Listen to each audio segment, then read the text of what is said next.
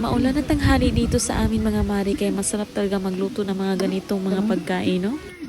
Kaya samahan mo ako mari at magluluto tayo ng steamed rice. Wow! Madaling version ko lang ito mari. Sa mainit na mantika, igisa ang onion at garlic.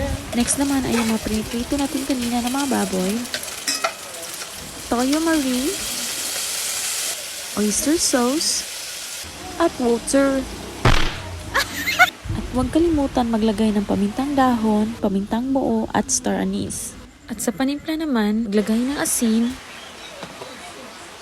Optional lang ang MSG. And ang beef curry. What? Antayin lang natin kumulo ng mga 3 minutes at susunod natin ilagay ang ating cornstarch sa may tubig. Magpa-slurry mari, diba? Yes!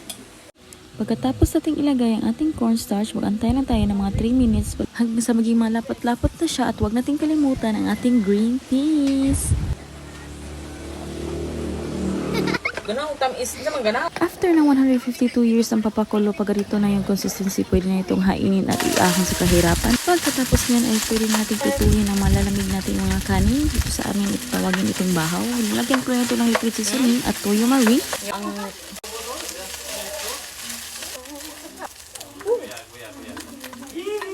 At pagkatapos niyan ay tikiman time. Kaon! Ha?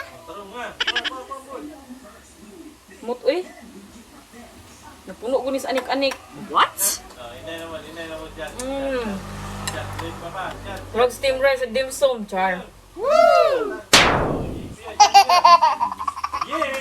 Mm.